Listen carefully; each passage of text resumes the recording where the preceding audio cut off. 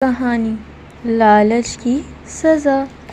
بچوں، ایک چیونٹی تھی، اس کا رنگ بھورا تھا، باقی سیاہ چیونٹیوں سے بالکل الگ تھی، جس کی وجہ سے اس کی سہیلیاں اسے بھینی کہتی تھیں۔ بھینی کو اپنی سہیلیوں کے لائن میں چلنا بالکل پسند نہیں تھا۔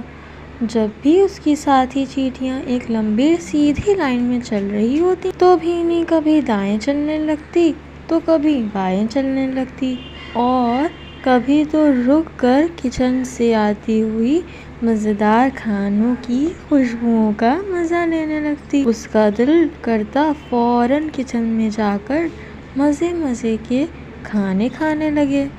چیونٹیوں کی سردار چیونٹی نینی نے اس کو بہت سمجھایا اور سخت سزا بھی دی، لیکن بھوری چیونٹی کی عادت نہ بدل سکی۔ پھر ایک دن جب جاسوسی چیونٹی جینی نے آ کر بتایا کہ کچن میں مزیدار کیک کے کچھ ٹکڑے گر گئے ہیں، تو سردار چیونٹی جینی نے فوراً پلان سوچا۔ پھر کیا تھا، چیونٹیوں کے دو گروپ بن گئے۔ جب چیونٹیوں کے دو گروپ بن گئے تو سب اپنے مشن پر روانہ ہو گئے۔ کیک کے ٹکڑوں کے پاس پہنچ کر سردار چیونٹی نینی نے بتایا کہ پہلے گروپ کی چیونٹیاں کیک کے ننھے ننھے ٹکڑے کریں گی، جبکہ دوسرا گروپ پلیٹ کی اوٹ میں کھڑا رہے گا۔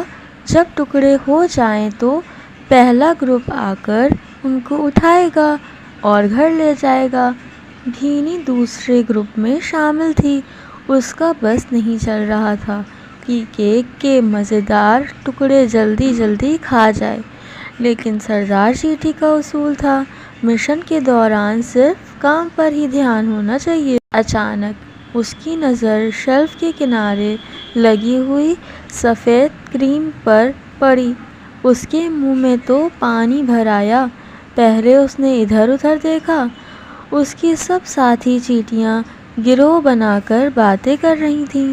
بھینی کی طرف کسی کا دھیان نہیں تھا۔ بھینی نے چپکے سے قدم بڑھائے اور سفید کریم کی جانب روانہ ہو گئی۔ ادھر جب کیک کے چھوٹے چھوٹے ٹکڑے ہو گئے تو سردار چیونٹی نینی نے دوسرے گروپ کو اشارہ کیا۔ دوسرا گروپ تیزی سے آگے بڑھا اور کیک کے سارے ٹکڑے تمام چیونٹیوں نے اپنی اپنی کمر پر رکھ لیے۔ لیکن یہ کیا؟ جلدی کرو، لگتا ہے نوکر صفائی کرنے آ رہا ہے۔ اچانک جاسوسی نینی کی آواز سب کے کانوں سے ٹکرائی۔ اس کے ساتھ ہی سب چیونٹیاں سردار کی قیادت میں جلدی جلدی گھر کی جانب روانہ ہونے لگیں۔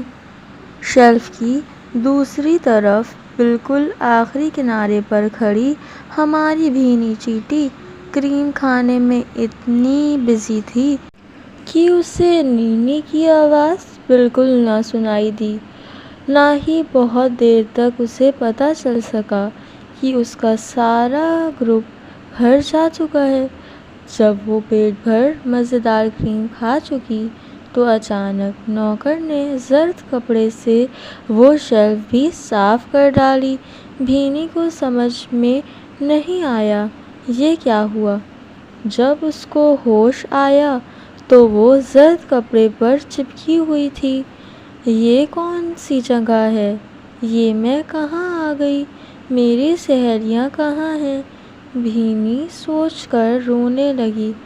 پھر اس نے خود کو سنبھالا اور دیوار کا سہارا لیتے ہوئے کپڑے سے نیچے اتر آئی۔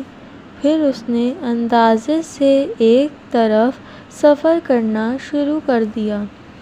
وہ بہت دیر تک راستہ ڈھونڈتی رہی، جب تھکاوٹ اور بھوک سے اس کا برا حال ہو چکا تھا۔ کچھ دیر بعد دائیں جانب سے اسے کیک کی خوشبو آنے لگی۔ یہ خوشبو سردار چیونٹی کے گودام سے آ رہی تھی۔ بھینی اسی سمت چلنے لگی۔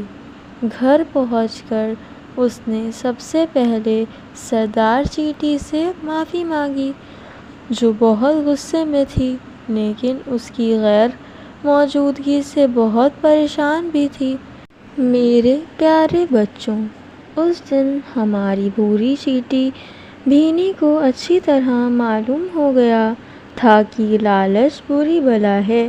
اب وہ ہمیشہ سیدھی سیدھی لائن میں چلتی رہتی اور چاہے بند مکھن ہو یا شکر کے سفید چمکدار ذرے، وہ کبھی اپنی سہیلیوں سے الگ ہو کر کوئی چیز کھانے کی کوشش نہیں کرتی تھی۔ اس کہانی سے ہمیں یہ سیکھ ملتی ہے کہ ہمیں کبھی بھی لالچ نہیں کرنی چاہیے۔